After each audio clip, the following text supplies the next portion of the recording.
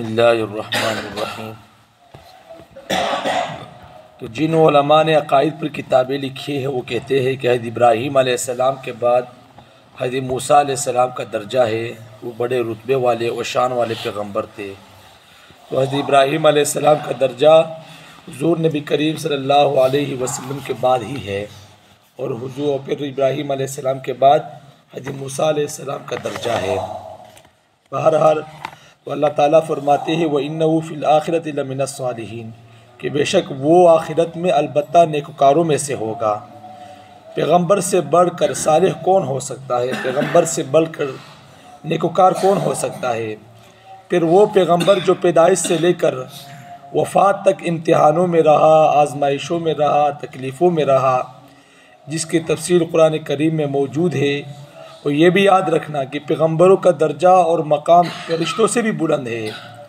अगरचे फ़रिश्ते नूरी मखलूक है, यानी फ़रिश्ते नूर से पैदा किए गए हैं, और पैगंबर और अम्बिया और आम इंसान मिट्टी से पैदा किए गए हैं। लेकिन दर्जा किसका बुलंद है भाई? इंसान का, और इंसानों में पैगंबरों का दर्जा सबसे बुलंद है। और जो फ़रिश्ते हैं वो मासूम अनिल ख़ता है। मतलब क्या कि फ़रिश्ते जो है वो उनसे गुनाह बिल्कुल होता ही नहीं है। और पैगंबर इंसान बशर और आदमी थे, लेकिन अल्लाह ताला ने नबूवत और रिसालत का मनसब इतना बुलंद रखा है कि फ़रिश्तों का दर्जा और मकाम पैगंबरों से कम है। ये किस वजह से? कि नबूवत और रिसालत की वजह से। और इसीलिए इंसान मजमूई लिहाज से अशरफुल मखलूक़ात है, कि इंसान सबसे बुलंद मकाम वाले हैं। और इंसानों में अल्लाह ताला के रसूल आए हैं, और इनकी वजह से इंसान का पल्ला भारी हो गया है। ठीक है ना? तो क्या वजह है? वो सिर्फ क्या है? नबूवत और रिसालत है। अगर ये नबूवत और रिसालत का मकाम ना होता तो इंसान भी अशरफुल मखलूक़ात ना होता। तो ये इस एक चीज़ की वजह से अल्लाह ताला ने इंसानों को मकाम व मर्तबा अता फरमाया है, और मजमूई लिहाज से फ़रिश्ते इंसान का मुकाबला नहीं कर सकते। और फरमाया इज़ क़ाल लहू रब्बुहु अस्लिम, और जब फरमाया उसको उसके रब ने कि झुक जा मेरे सामने, तो इब्राहीम अलैहिस्सलाम ने बग़ैर किसी एतराज़ के, बग़ैर किसी बात के, बग़ैर सोचे समझे के फ़ौरन फरमा दिया अस्लमतु लिरब्बिल आलमीन, कि मैं झुक गया रब्बुल आलमीन के सामने, बग़ैर किसी सोचे समझे के फरमा बरदार हो गया रब्बुल आलमीन का, जो तमाम जहानों का पालने वाला है। तो पहले हुक्म क्या था भाई? कि बाप का अदब और एहतराम मलहूज़ ख़ातर रखते हुए इसको तबलीग़ करो। ये इब्राहीम अलैहिस्सलाम की आजमाइश व इम्तिहान है कि क्या करो भाई?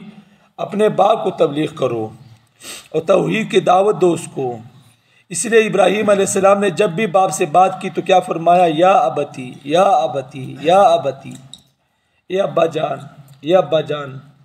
तो इब्राहीम अलैहिस्सलाम आजमाइशों में, इम्तिहानों में, तकलीफ़ों में बावजूद इसके भी उन्होंने फिर भी अदब को मलहूज़ ख़ातर रखा।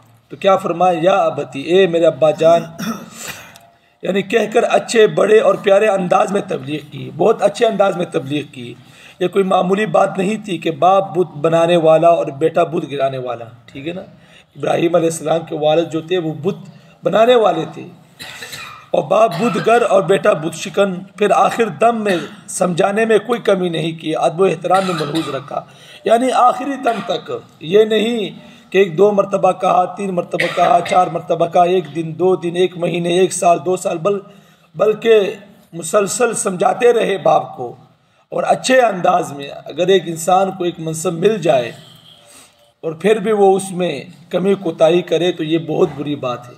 इब्राहीम अलैहिस्सलाम को जो मनसब दिया गया है तो उसको सही तरह उन्होंने संभाला और सही तरह उसको पहुंचाया। तो क्या कहा भाई? सबसे पहले जो इम्तिहान था बाप को समझाने का, उसमें भी उन्होंने अदब को मलहूज़ ख़ातर रखा। फिर दूसरा हुक्म क्या था? अल्लाह ने यह दिया कि दूसरे लोगों को भी तबलीग़ करो और वाज़ेह तरीक़े से शिर्क की तरदीद कर।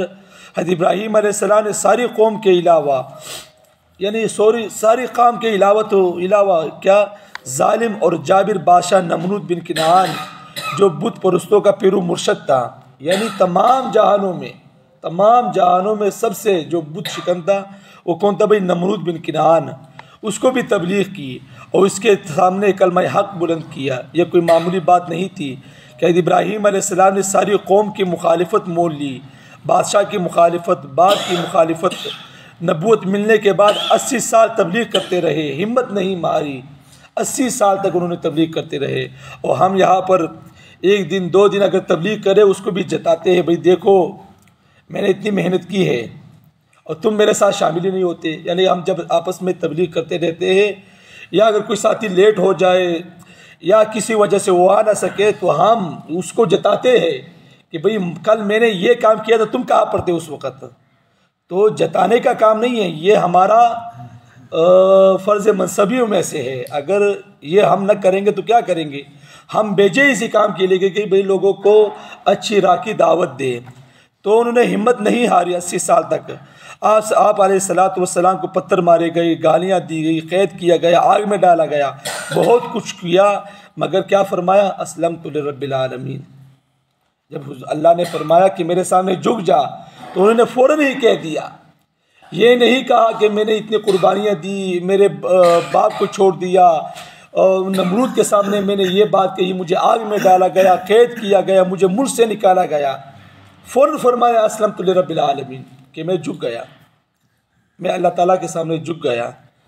तो अल्लाह ताला से दुआ है कि अल्लाह ताला अमल के समझ की तौफीक अता फरमाए। वाखिर दावा